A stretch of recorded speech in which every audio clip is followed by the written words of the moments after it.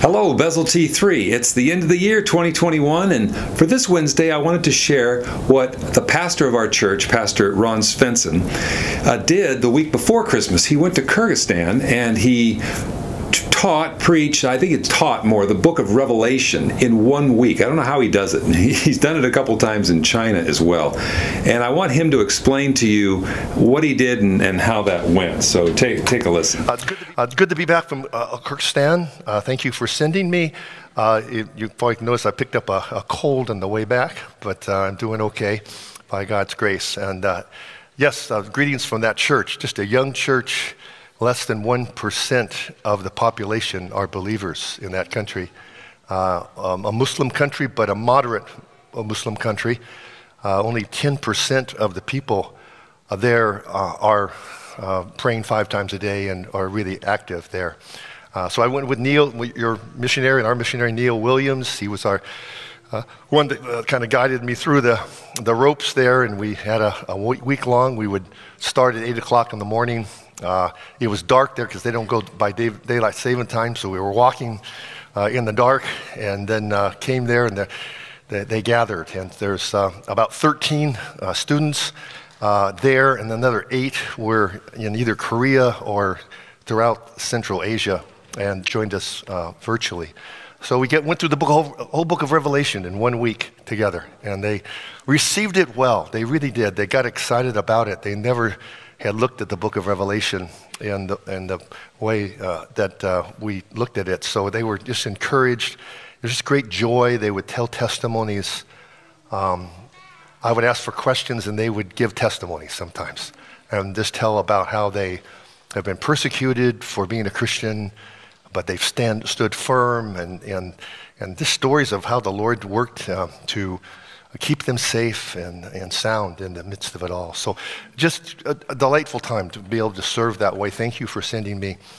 It was 26 hours from door to door, travel time both ways. So it was a long time, a lot of time to think. Yeah, I guess so. And that wasn't in a private airplane either. It was coach. He told me that he had emergency exit, which gives you more leg room. He's like 6'4", 6'5", maybe.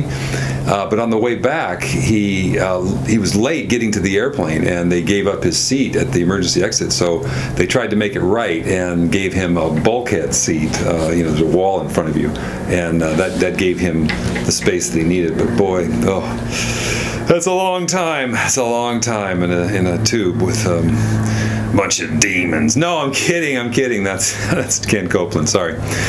Anyways, what I wanted to do, because I've tried my best to explain the amillennial view of Revelation, what Pastor Ron did this last week is he centered on Revelation 12, and what he approached it kind of like because it was the day after Christmas, he approached it as almost an Advent sermon in a way, and saying that this is the last Advent account, or the last account of the birth of the Lord Jesus Christ. So what I want to do is just kind of give you some highlights of that sermon, and if you're interested in hearing the whole thing, I'll put the link down in the info section, and so I hope you enjoy it, and I'll see you back on Saturday with something new. I invite you to turn to the Word of the Lord, to the book of Revelation, the last book of the Bible.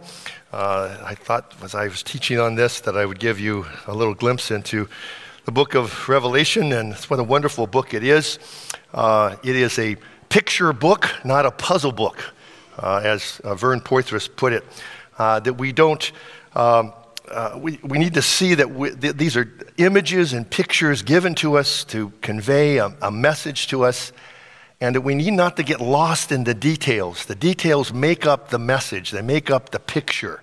Like viewing a piece of art, you don't go right up to the front and look at every brush stroke. If you do, you miss the picture. But you stand back from the picture, and you look at it, and it gives an impression to you. And so it's a picture book, not a puzzle book. So many people make the book of Revelation more complicated than it really is. It's not a book for, or just a book for prophecy experts. It's not just a book for pastors who go on mission trips and teach the book of Revelation. It's for you, and we're told that right from the very beginning. These are this is a revelation, not a closure, not a puzzle, but a revelation, an unveiling of Jesus Christ. And he's written it to show his servants what must soon take place. That's right at the very beginning, that it's for the people of God. And if the people of God cannot understand it, then probably the interpretation is not right. And so it's also a book that repeats itself. Well, we don't have to get in that to understand chapter 12. But the reason I bring up chapter 12 is it's because this is the last telling of the Christmas story in the book, in the Bible. It's in chapter 12 of Revelation. This is the last version of it.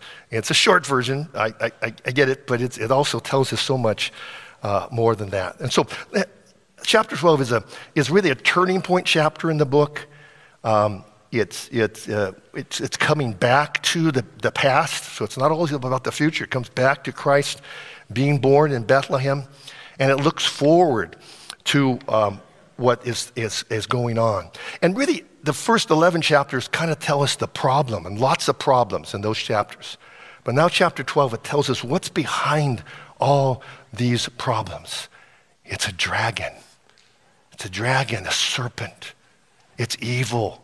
It's Satan's behind all these problems that we've been talking about in chapters 1 through 11.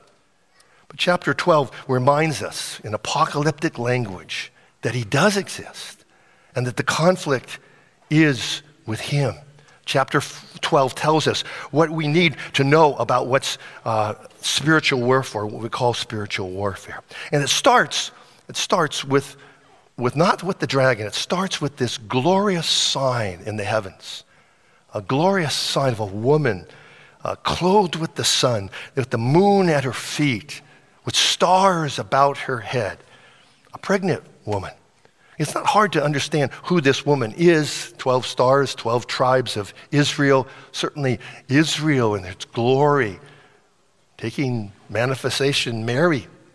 Mary, when I asked some of the students in Kyrgyzstan who this dragon, who this woman was, they said Mary. And at first it could be that, but it's more than Mary. It is Mary, but it's more than Mary is the manifestation of the Israel's bringing forth the Messiah.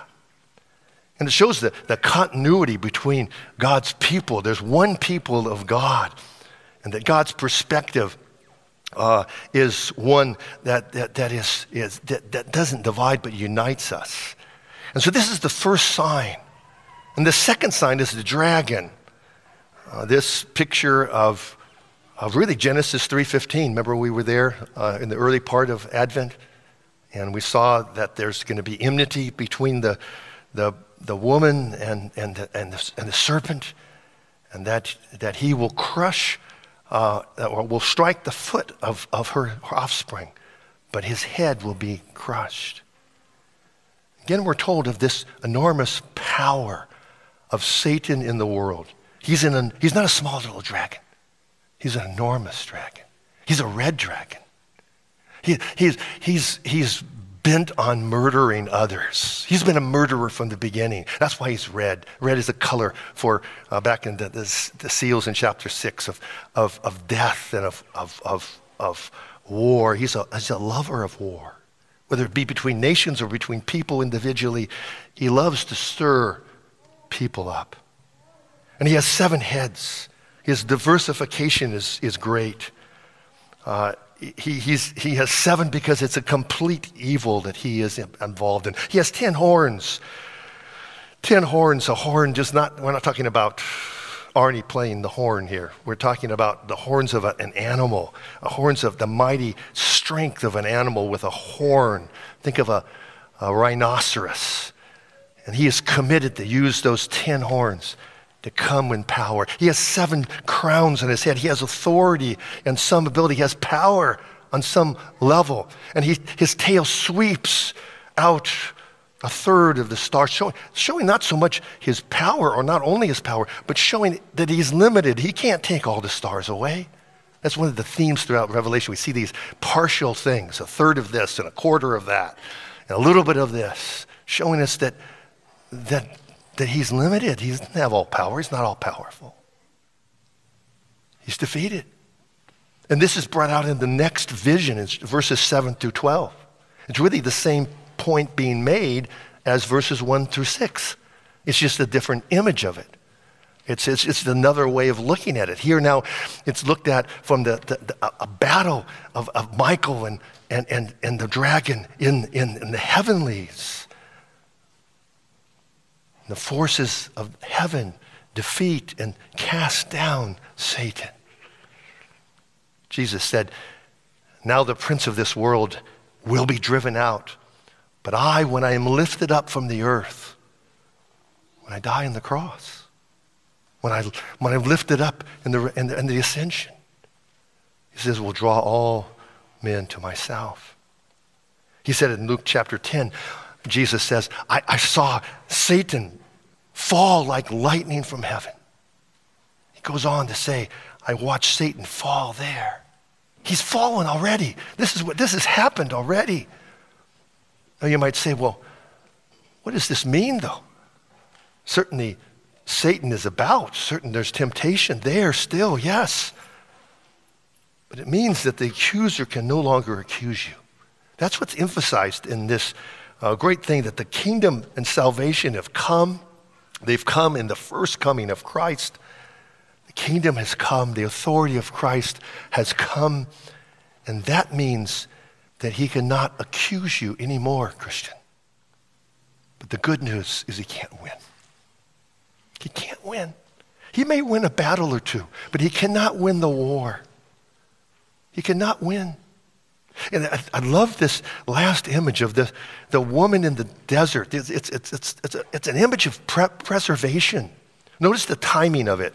It's the same amount of time whether you talk about 1,260 days or you talk about 42 months, as other early in Revelation talks about. It's all just 3.5 years. A time, times, and half a time.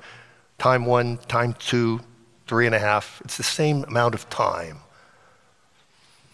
And in that time, between the first and second coming of Christ, that's what it's talking about. We're going to be attacked on the one hand, and we're going to be preserved on the other hand. Satan comes, and notice it comes, this water coming out from his mouth to try to overtake her in the desert, to wash her away in this flood. Notice it comes from his mouth. He's a deceiver from the very beginning. He's a master of misrepresentation. And he loves to lie about God's promises and about other Christians. He loves to lie about the consequences of sin. He loves to lie about the future. He loves to lie about the Spirit of God and its power. He loves to lie about the necessity of prayer. He loves to lie about the usefulness of our witness. He loves to lie about God's goodness and his wisdom.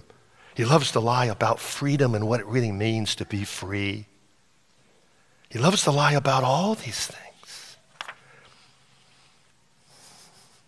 The Holy Spirit is our only hope. As he works within us, it's only that the Lord will save us in the end.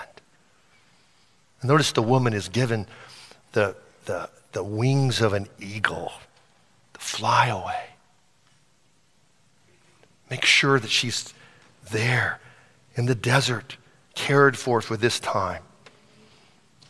Notice the very first thing that God did with his people in the wilderness was to tell them this. Exodus 19:4. You yourselves have seen what I did to Egypt and how I carried you on wings, eagle's wings, and brought you to myself. It's a reference to that. As God took care of Israel in the wilderness, he will take care of you, Christian, in the wilderness. He'll take care of our church in the wilderness. Because that's the kind of God he is.